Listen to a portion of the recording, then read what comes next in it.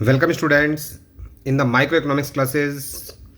Unit number 5 हमारी चल रही है कंज्यूमर्स इक्विलिब्रियम एंड डिमांड, और इस सेशन में हम लोग स्टार्ट करने जा रहे हैं डिमांड। सबसे पहले डिमांड को समझने से पहले डिमांड से कुछ रिलेटेड टर्म्स को हम लोग समझेंगे, जैसे कि नीड।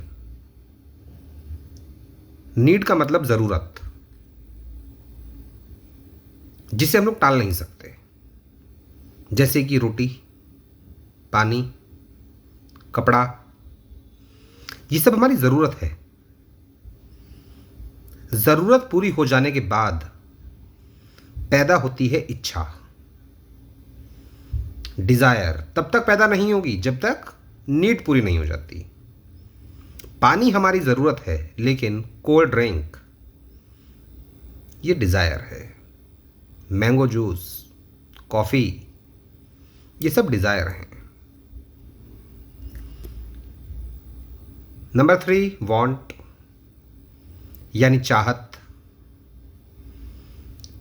अगर किसी भी चीज़ को पाने की हमारी इच्छा है और हमारे पास उस इच्छा को पूरा करने के लिए संसाधन भी हैं, रिसोर्सेज भी हैं, तो फिर वो कहलाएगी वांट। फिर उसे आप डिज़ायर नहीं कह सकते। अगर मेरा कोल्ड ड्रिंक पीने का मन है और मेरे पॉकेट में पैसे भी हैं, लेकिन ज़रूरी तो नहीं है मैं कोल्ड ड्रिंक पी ही लूँगा, चाहत है पीने की। हाँ, अगर मैंने डिसाइड कर लिया कि मुझे कोल्ड ड्रिंक पीनी है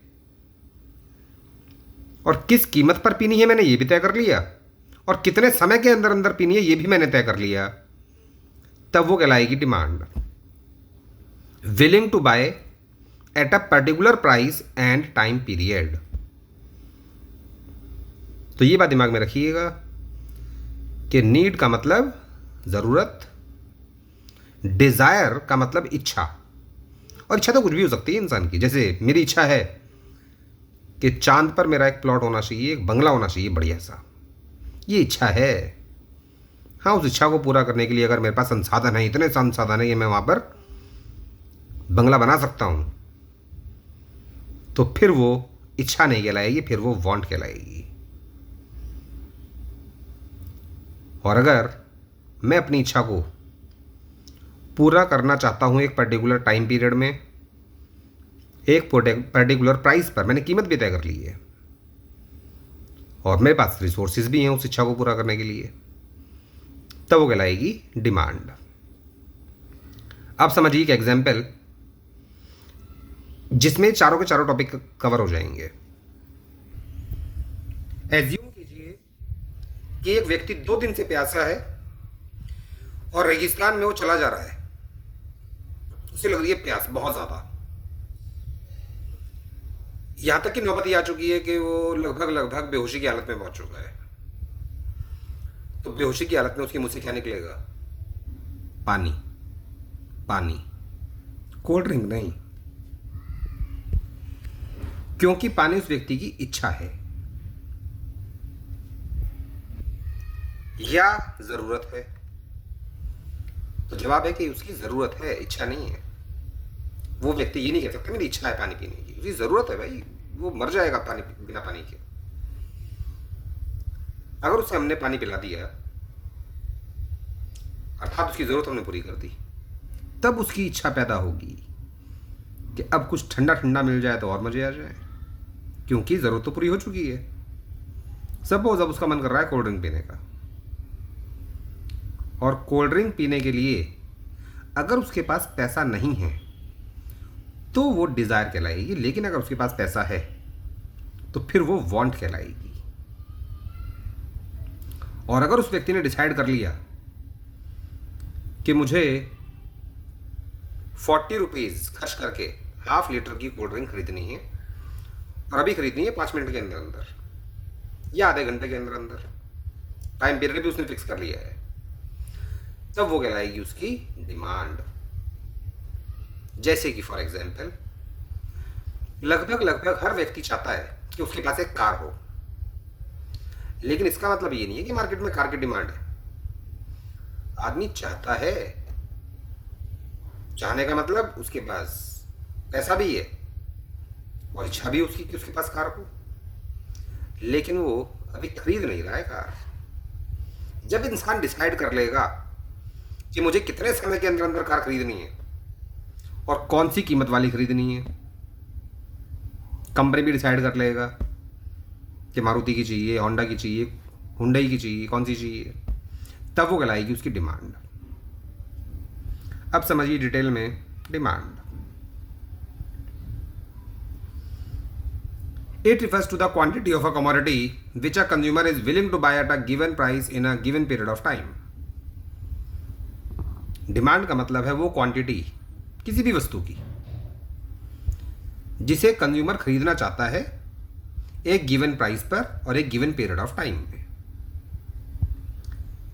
डिमांड की इस डेफिनेशन में 4 चीजें हैं जिनके बिना डिमांड की डेफिनेशन पूरी नहीं हो सकती।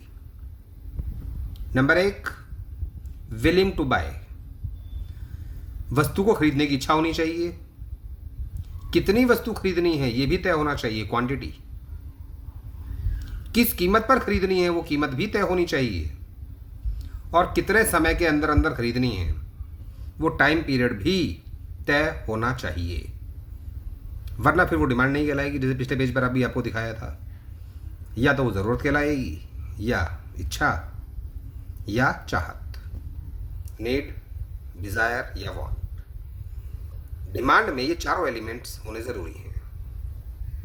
ये चारों के चारों डिमांड के तत्व हैं। इनमें से अगर हमने एक भी तत्व हटा दिया, एक भी एलिमेंट हटा दिया, तो वो डिमांड नहीं कहलाएगी। जैसे कि कितनी क्वांटिटी खरीदनी है ये तय है। जैसे कि मुझे कार खरीदनी है, एक प्राइस 1 करोड़ वाली कार खरीदनी है। टाइम पीरियड खरीद लूंगा 10 साल में, 20 साल में, एग्जैक्टली फिक्स नहीं है टाइम पीरियड। इच्छा है कार खरीदने की, क्वांटिटी भी तय है, 1 कार खरीदनी है। प्राइस भी तय है, 1 करोड़ वाली खरीदनी है, लेकिन टाइम पीरियड भी फिक्स नहीं है, खरीदूंगा 10 साल में, 20 साल में, तो वो डिमांड नहीं कहलाएगी। Demand refers to different possibilities of a commodity that the consumer is ready to buy at different possible prices of that commodity, जैसा कि आपको इस शेड्यूल में दिखाई दे रहा है। वो सभी डिफरेंट पॉसिबिलिटीज जिसमें कंज्यूमर आइटम खरीदने को तैयार है अलग अलग कीमतों पर। जैसे कि अगर प्राइस 10 रुपए है तो डिमांड है 100 kg। अगर प्राइस कम हो जाती है 8 तो डिमांड बढ़ जाएगी, फिर कंज्यूमर ज़्यादा आइटम खरीदेगा 200 kg। जैसे जैसे प्राइस कम होती जाएगी कंज्यूमर की डिमांड बढ़ती जाएगी। Quantity demanded refers to a specific quantity to be purchased against a specific price of the commodity। एक स्पेसिफिक प्राइस पर ग्राहक कितनी क्वांटिटी खरीदना चाहता है वो क्वांटिटी डिमांडेड कहलाती है। जैसे कि अगर कीमत 6 रुपए हुई तो कंज्यूमर कितना आइटम खरीदेगा, 300 kg। अगर हम लोग एक पर्टिकुलर प्राइस पर एक पर्टिकुलर क्वांटिटी को देख रहे हैं तब वो कहलाती है क्वांटिटी डिमांडेड। लेकिन अगर डिफरेंट पॉसिबिलिटीज हमें दिखाई दे रही हैं तो इस कंप्लीट पिक्चर को हम लोग बोलते हैं demand. Different possibilities of a commodity that the consumer is ready to buy at different possible prices of that commodity. Next, factors affecting demand of a commodity. किसी भी वस्तु की डिमांड पर असर डालने वाले कारक फैक्टर्स कह सकते हैं या डिटर्मिनेंट्स अफेक्टिंग डिमांड कह सकते हैं, एक ही बात है। सबसे पहला फैक्टर है प्राइस ऑफ द कमोडिटी। वस्तु की अपनी खुद की कीमत उसकी डिमांड पर असर डालती है।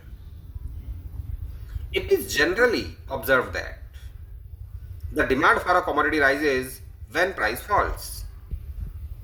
And demand falls when price raises, other things remains the same. Other things का मतलब प्राइस को छोड़कर जो दूसरे फैक्टर्स अभी आगे हम लोग पढ़ेंगे वो सभी फैक्टर्स अगर कांस्टेंट हैं, सेम हैं, तो आम तौर पर ऐसा देखा जाता है जनरली कि कीमत घटने पर, प्राइस कम हो जाने पर डिमांड बढ़ जाती है और प्राइस बढ़ जाने पर डिमांड कम हो जाती है। This is called inverse relationship या नेगेटिव रिलेशनशिप या अपोजिट रिलेशनशिप या फिर इनडायरेक्ट रिलेशनशिप। यानी कुल मिलाकर यहां पर उल्टा संबंध है प्राइस और डिमांड के बीच। जिस डायरेक्शन में प्राइस मूव करेगी, डिमांड हमेशा उसके उल्टे डायरेक्शन में मूव करेगी और आमतौर पर ऐसा ही देखा जाता है जनरली। हमेशा ऐसा होगा जरूरी नहीं है। प्राइस पर केजी, जैसे मैं यहां पर दिखाई दे रहा है, प्राइस लगातार घटती जा रही है। 12 से 8 हो गई, 8 से 4 हो गई, लेकिन क्वांटिटी डिमांडेड बढ़ रही है। जब प्राइस 12 थी तो डिमांड हो रही थी 100 केजी। जब प्राइस आ गई 8 रुपीज पर तो क्वांटिटी डिमांडेड बढ़ गई, 200 केजी पर आ गई। प्राइस और ज्यादा गिर गई, 4 रुपए पर आ गई, तो क्वांटिटी डिमांडेड बढ़कर 300 केजी हो गई। इसी बात को डायग्राम में इस प्रकार से दिखा सकते हैं। X axis origin, Y axis. X axis पर दिखाएंगे क्वांटिटी डिमांडेड और वाई एक्सिस पर शो करेंगे प्राइस। डी, ये है डिमांड कर्व। अगर प्राइस है 8 रुपीज तो डिमांड थी 200 केजी। अगर हमने प्राइस बढ़ा दिया, यानी कि 12 रुपए हो गया प्राइस, तो डिमांड रह जाएगी 100। सेम वही डेटा जो कि हमें स्केड्यूल में दिखाई दे रहा है। और अगर प्राइस को कर दिया गया 4 तो डिमांड बढ़ जाएगी और डिमांड हो जाएगी 300 केजी। क्योंकि प्राइस में और डिमांड में नेगेटिव रिलेशनशिप है, इनवर्स रिलेशनशिप, यही कारण है कि डिमांड कर्व हमेशा डाउनवर्ड होता है। और यहां पर जो आपको डिमांड कर्व दिखाया गया है, ये डेटा के आधार पर दिखाया गया है। डेटा एज्यूम्ड है, काल्पनिक है, जिसे हम लोग बोलते हैं टेक्निकली हाइपोथेटिकल। और ये डायग्राम भी हाइपोथेटिकल है। रियल लाइफ में डिमांड कर्व कभी भी स्ट्रेट लाइन का नहीं होता। रियल लाइफ में डिमांड कर्व की शेप सेम वैसी ही होती है जैसे कि इंडिफरेंस कर्व होता है, लेकिन आपके लेवल के हिसाब से 12th लेवल में या 11th लेवल में डिमांड कर्व को आप स्ट्रेट लाइन दिखा सकते हो। Next point number 2, price of related goods. अब यहां पर जो हम लोग टॉपिक पढ़ने जा रहे हैं, यहां पर ध्यान रखिएगा, वस्तु की अपनी खुद की कीमत कांस्टेंट रहेगी और अदर फैक्टर्स की वजह से उसकी डिमांड बढ़ेगी। Price of the related goods यानी संबंधित वस्तुओं की कीमतें। वस्तु की अपनी खुद की कीमत चेंज नहीं होगी यहां पर, बल्कि जो रिलेटेड गुड है उसकी वजह से उसकी डिमांड पर असर पड़ेगा। रिलेटेड गुड्स दो प्रकार के हो सकते हैं, substitute goods and complementary goods. पहले समझिए सब्स्टिट्यूट गुड्स को। वो गुड्स जो एक दूसरे की जगह पर इस्तेमाल किए जा सकते हैं वह कहलाते हैं substitute goods. Substitute goods are those goods which can be used in place of each other. Example, tea and coffee.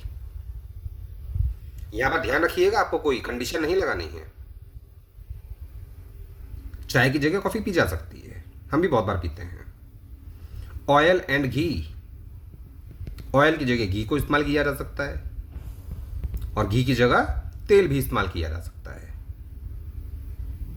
Car and scooter, condition नहीं लगानी है, ध्यान रखिएगा। मुझे अगर ऑफिस जाना है मैं कार का इस्तेमाल कर सकता हूं। अगर कार सपोज किसी कारण से कोई और ले गया है घर में तो मैं स्कूटर से या बाइक से चला जाऊंगा। कंडीशन नहीं लगानी है कोई। विदाउट कंडीशन अगर देखा जाए तो ये सभी गुड्स सब्स्टिट्यूट गुड्स हैं। इनके अलावा और भी बहुत सारे एग्जाम्पल आप दे सकते हैं। A fall in the price of coffee will reduce the demand for tea. अब ये बात ध्यान रखनी इंपॉर्टेंट बात है ये। अगर कॉफी की प्राइस कम हो जाती है तो चाय की डिमांड भी कम हो जाएगी। बल्कि यहां पर चाय की प्राइस पर कोई असर नहीं पड़ा है, टी की प्राइस कांस्टेंट है। उसके बाद भी हमें यहां दिखाई दे रहा है कि चाय की कीमत कांस्टेंट होने पर भी चाय की डिमांड रिड्यूस हो रही है, क्योंकि कॉफी सस्ती हो गई। जब कॉफी सस्ती हो गई लोग कॉफी पर ज्यादा जोर देंगे, जिसकी वजह से हमें दिखाई देगा चाय की डिमांड कम हो गई है मार्केट में। This is called direct relationship. एक वस्तु की प्राइस दूसरे वस्तु की डिमांड पर अगर सीधा असर डाल रही है तो इसका मतलब वो दोनों गुड्स सब्स्टिट्यूट गुड्स हैं। अगर एक वस्तु की प्राइस बढ़ने पर दूसरी वस्तु की डिमांड बढ़ रही है, या एक वस्तु की प्राइस कम हो जाने पर दूसरी वस्तु की डिमांड कम हो रही है, इसका मतलब ये दोनों सब्स्टिट्यूट गुड्स हैं। Complementary goods, these goods are those which are used together to satisfy a given want। जब दो चीजों को एक साथ इस्तेमाल किया जाता है, जैसे कि स्कूटर एंड पेट्रोल, ये दोनों एक दूसरे के पूरक हैं। पूरक माने कॉम्प्लीमेंट्री। बिना पेट्रोल के स्कूटर नहीं चलेगा। कंडीशन मत लगाइएगा कोई, पहले बता रहा हूं कि हमारे पास तो इलेक्ट्रिक स्कूटर है, तो वहां पर एग्जाम्पल चेंज कर देंगे हम कि विद बैटरी एंड स्कूटर हो जाएगा पेट्रोल की जगह। सेम ऐसे ही pen and ink. Ink is the complementary good for pen, क्योंकि बिना इंक के पेन काम नहीं करता। Torch and cell. Cell is the complementary good for torch, क्योंकि बिना सेल के टॉर्च काम नहीं करेगी। इस प्रकार के सभी गुड्स जो एक दूसरे को पूरे करते हैं, बिना उसके वो अधूरा होगा। जैसे स्कूटर पेट्रोल के बिना अधूरा है, पेन इंक के बिना अधूरा है, टॉर्च सेल के बिना अधूरी है। तो ऐसे गुड्स जो एक दूसरे को पूरा करते हैं उन्हें बोलते हैं हम लोग पूरक वस्तुएं, यानी कि complementary goods. A fall in the price of petrol will raise the demand for scooter. Petrol जितना सस्ता होता जाएगा स्कूटर की डिमांड उतनी ज्यादा बढ़ेगी, क्योंकि जब पेट्रोल सस्ता हो जाएगा तो लोग ज्यादा चलाएंगे, फिर स्कूटर सोचेंगे नहीं चलाने से पहले। अगर पेट्रोल महंगा होता है तो आदमी सोचता है कि यार चलो पैदल ही चले जाते हैं, थोड़ी बहुत दूरी तो जाना है। लेकिन जब पेट्रोल सस्ता होता है तो स्कूटर की डिमांड बढ़ेगी, लोग ज़्यादा स्कूटर इस्तेमाल करेंगे, जल्दी डेप्रीसिएशन लगेगा, ज़्यादा मार्केट में बिक्री होगी स्कूटर की। This is called inverse relationship. तो यहां पर उल्टा संबंध है। पेट्रोल के प्राइस गिरने पर डिमांड बढ़ रही है स्कूटर की। अगर एक वस्तु की कीमत दूसरी वस्तु की डिमांड पर उल्टा असर डाल रही है, अर्थात उन दोनों के में उल्टा संबंध है, तो इसका मतलब वो कॉम्प्लीमेंट्री गुड्स हैं। इसी को बोलते हैं क्रॉस प्राइस इफेक्ट, चाहे वो सब्स्टिट्यूट गुड्स हों या कॉम्प्लीमेंट्री गुड्स हों। अगर एक वस्तु की डिमांड पर असर पड़ रहा है दूसरी वस्तु की कीमत का, प्राइस का, तो यही कहलाता है क्रॉस प्राइस इफेक्ट।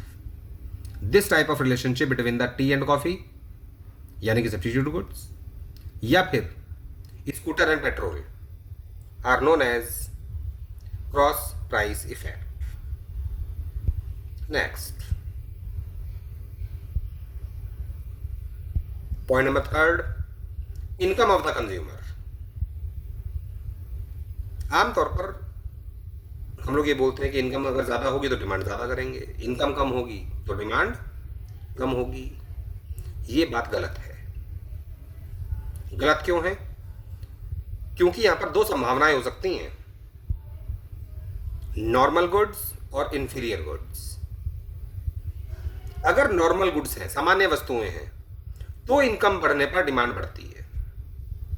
और नॉर्मल गुड्स का मतलब यही होता है, when rise in income leads to rise in demand for a good, that good is called normal good. Thus, there is direct relationship between income and demand for normal goods. Consumer की income के बीच और वस्तु की demand के बीच अगर हमें सीधा संबंध दिखाई दे रहा है तो इसका मतलब हम लोग बात कर रहे हैं नॉर्मल गुड्स की, क्योंकि इंफीरियर गुड्स में उल्टा होता है। इंफीरियर गुड्स का मतलब निम्न स्तरीय वस्तु। When rise in income leads to fall in demand for a good, that good is called an inferior good. अगर कंज्यूमर की इनकम बढ़ने पर कंज्यूमर किसी भी एक वस्तु को कम खरीद रहा है, इसका मतलब वो वस्तु उसके लिए नॉर्मल गुड नहीं है, तो उसे वह कहेगा निम्न स्तरीय वस्तु। नॉर्मल भाषा में उसे हम लोग बोलते हैं घटिया वस्तु, inferior good. Thus there is indirect relationship between income and demand of inferior goods. Example यहां पर लिखे तो हुए हैं वैसे, low quality oil, low quality food etcetera, लेकिन रियल लाइफ में इसका एग्जाम्पल कुछ होता नहीं है, मैं आपको बताऊं। क्योंकि कोई भी वस्तु एक व्यक्ति के लिए इन्फीरियर हो सकती है, लेकिन दूसरे इंसान के लिए वो नॉर्मल भी हो सकती है। वो डिपेंड करता है हमारा रिएक्शन क्या है। अगर किसी भी वस्तु की डिमांड में बढ़ा रहा हूं इनकम बढ़ने पर, इसका मतलब वो मेरे लिए नॉर्मल गुड है। जैसे ये टी शर्ट मैंने पहनी हुई है, अगर मेरी इनकम बढ़ेगी तो मेरे पास टी शर्ट्स भी बढ़ेंगी। सपोज मान लीजिए भी 5 हैं, अगर मेरी इनकम बढ़ती है तो 15 हो जाएंगी, और ज़्यादा इनकम बढ़ती है 50 हो जाएंगी। लेकिन अगर मेरी इनकम बढ़ने पर मैं इस टी शर्ट को खरीदना कम कर देता हूं, तो इसका मतलब फिर ये नॉर्मल गुड नहीं है, फिर ये बन जाएगी मेरे लिए इंफीरियर गुड।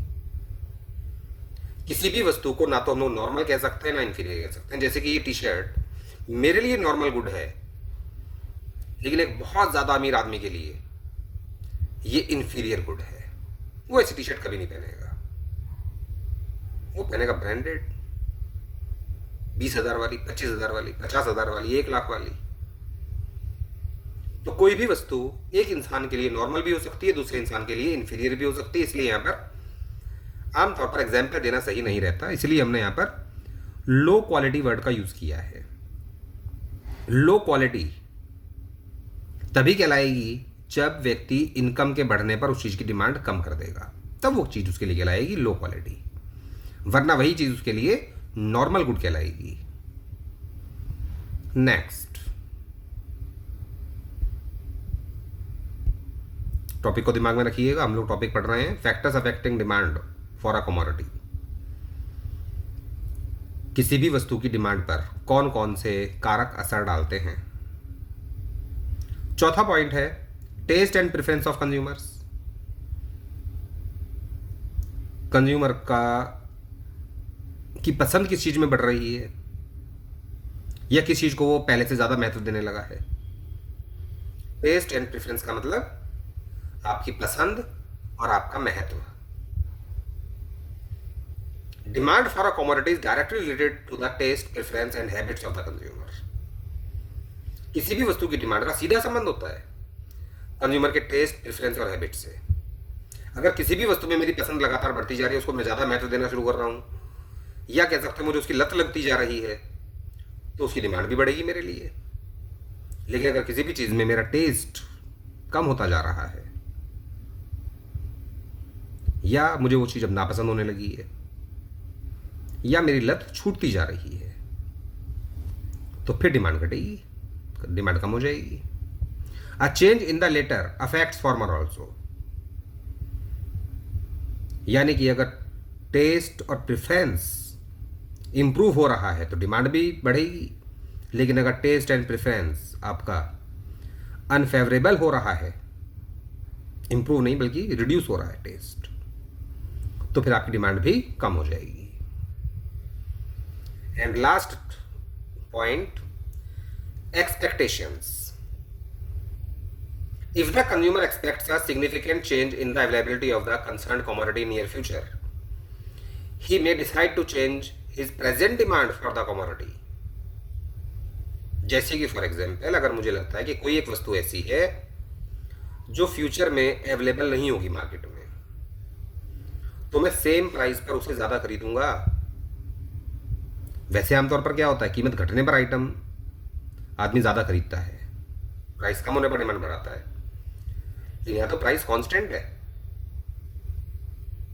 फर्स्ट पॉइंट को छोड़कर ध्यान रखिएगा, पॉइंट नंबर 2, 3 और 4 और 5 जो हमने पढ़े हैं अभी, यानी कि price of the related goods, income of the consumer, taste and preference of the consumer and expectations. इन सभी में प्राइस कांस्टेंट है वस्तु का, और यहाँ पर फिर भी डिमांड बढ़ रही है। डिमांड बढ़ने का कारण एक्सपेक्टेशन, कि हमें लगता है कि वो एक कोई खास वस्तु ऐसी है जो कि फ्यूचर में हमें अवेलेबल नहीं हो पाएगी मार्केट में, तो लोग उसे अभी से ही इकट्ठा कर लेते हैं कि इसकी जरूरत तो पड़ेगी हमें फ्यूचर में, लेकिन वो मिलेगी नहीं मार्केट में, तो अभी इसकी अभी सेम प्राइस पर डिमांड बढ़ा देते हैं। नेक्स्ट, अगला टॉपिक शुरू करने से पहले मैं आपको एक राय देना चाहूँगा कि बहुत से स्टूडेंट्स मैंने देखा है कि इस यूट्यूब पर इस प्रकार के जब वीडियोस देखते हैं तो फास्ट मोड में देखते हैं। फास्ट मोड में ये वीडियोस देखने पर कभी भी आपके ना तो मार्क्स अच्छे आएंगे, मैं बता रहा हूँ, और ना ही ये चीज़ें आपको लंबे समय तक याद रहेंगी। कूल माइंड से, जिस प्रकार से आपको पढ़ाया जा रहा है, आराम आराम से एक एक टॉपिक को दिमाग में रखते हुए इनको आराम आराम से ही पढ़ें आप, तभी ये टॉपिक ज़िंदगी भर के लिए आपके दिमाग में बैठेंगे और नंबर भी आपके अच्छे आएंगे। Next, demand function. The functional relationship between the demand for a commodity and the factors determining demand are known as demand function.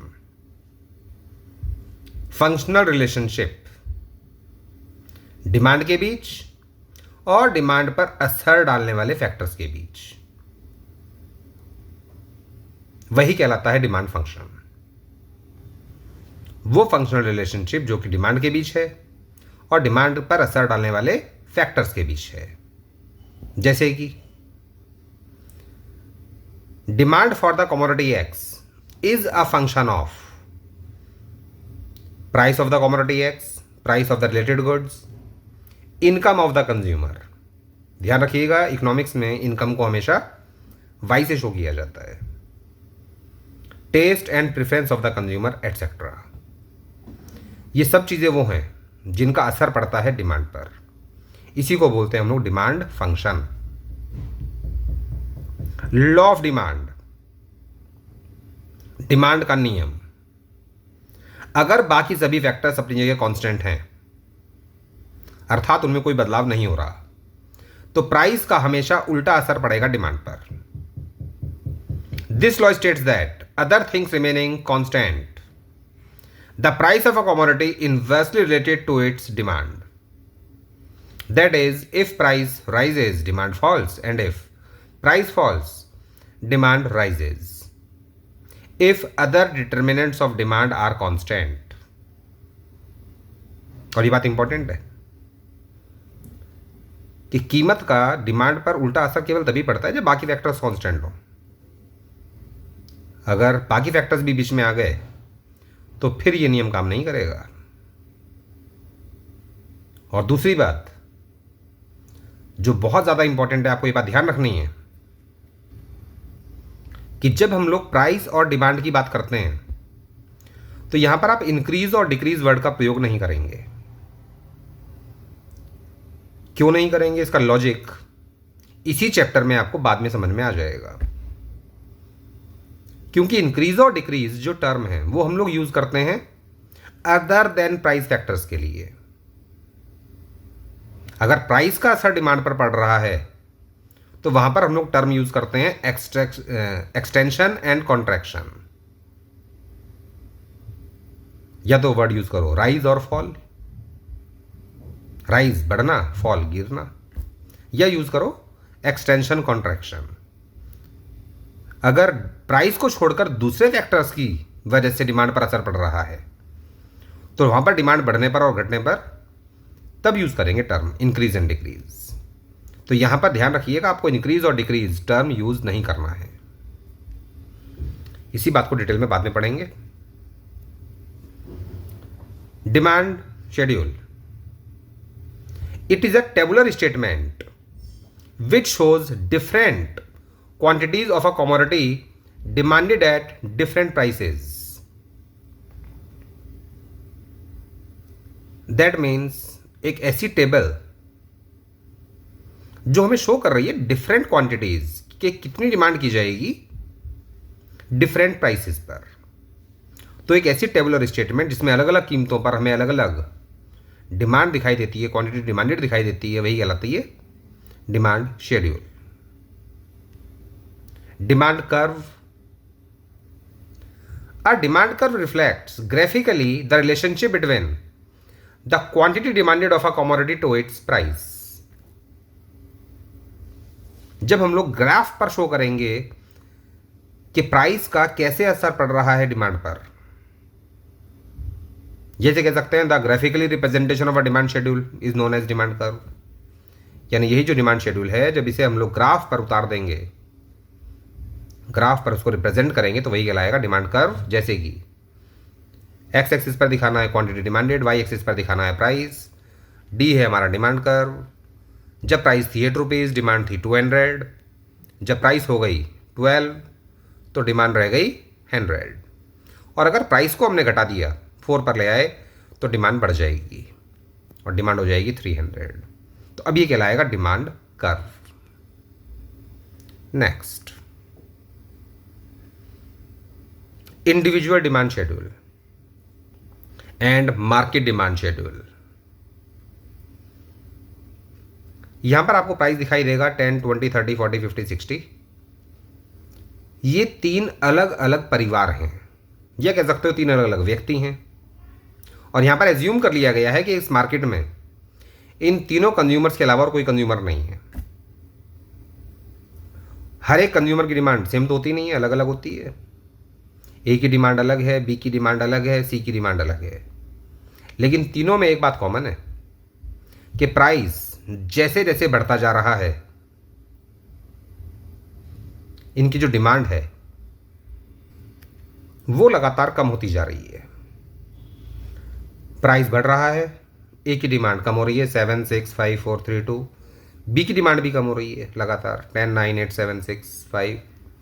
सी की डिमांड भी कम हो रही है 13, 12। डिमांड अलग अलग है, हर एक परिवार की डिमांड अलग होती है। मेरे घर में दूध की डिमांड अलग है, आपके घर में दूध की डिमांड अलग होगी। कोई 2 किलो खरीदता है, कोई 2.5 किलो खरीदता है, कोई 3 किलो, कोई परिवार 1 ही किलो खरीदता है। डिमांड सभी की डिफरेंट होती हैं और यही कहलाता है इंडिविजुअल डिमांड शेड्यूल। लेकिन अगर एक मार्केट में सभी कंज्यूमर्स की डिमांड को प्लस कर दिया जाए, 7 + 10 17 + 13 30, 6 + 9 15 + 12 27। तो यही कहलाएगी फिर market demand schedule. Individual demands को प्लस करने पर ही मार्केट डिमांड बनती है। Individual demand schedule, an individual demand schedule shows that different quantities of a commodity demanded by an individual household at different prices during a period of time। एक परिवार के द्वारा अलग अलग कीमतों पर जो अलग अलग डिमांड्स की जाती हैं, उसी को हम लोग बोलते हैं individual demand schedule. Market demand schedule, it is the table which shows the aggregate, aggregate means total, it is the table which shows the aggregate of demand of all the individual households at different prices of the commodity in the market। कि अलग अलग कीमतों पर जो सभी house holds हैं उनकी total demand कितनी होगी, उसको शो करने वाली टेबल कहलाती है मार्केट डिमांड शेड्यूल। इसी प्रकार से अब हम लोग पढ़ेंगे individual demand curve and market demand curve. Individual demand curve, A demand curve which shows the quantities of a commodity demanded by an individual household at its different prices is called an individual demand curve. जैसे कि यहां पर diagram में आपको दिखाई दे रहा है ए की डिमांड, ये कंज्यूमर ए की डिमांड है, ये बी की डिमांड है और ये सी की डिमांड है। ये तीनों के तीनों इंडिविजुअल डिमांड कर्व्स कहलाएंगे। लेकिन अगर हमने इन तीनों को प्लस कर दिया तो फिर डिमांड काफ़ी ज़्यादा हो जाएगी। अब ये डिमांड कर्व कहलाएगा market demand curve, A plus B plus C.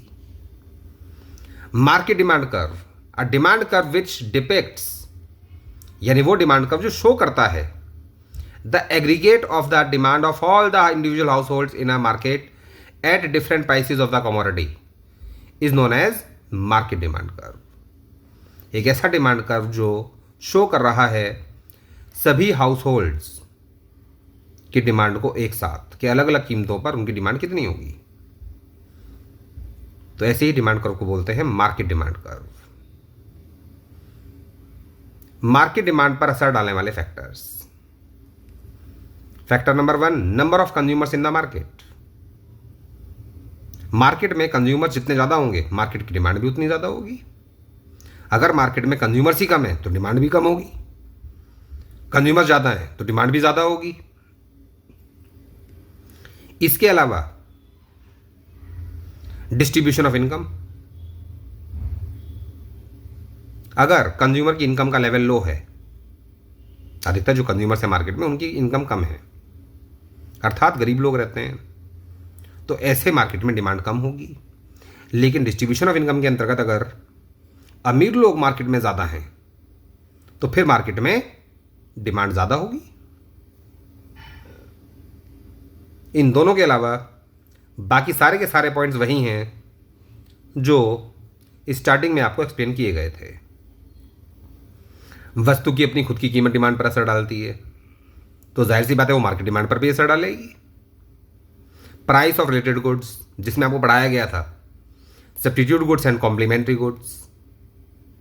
Income of the consumer भी डिमांड पर असर डालती है, और जब वो इंडिविजुअल डिमांड पर असर डालेगी तो मार्केट डिमांड पर भी असर डालेगी, जिसमें दो चीज़ें हमने पढ़ी थी, normal goods and inferior goods. Taste and preference of the consumer का भी असर पड़ता है मार्केट डिमांड पर। चेंज इन वेदर, मौसम बदल जाने पर भी डिमांड पर असर पड़ता है। एंड चेंज इन फैशन, अगर फैशन में बदलाव आ गया तो भी डिमांड बदल जाती है। And that's all for this session. बाकी नेक्स्ट सेशन में कराएंगे आपको। Thank you.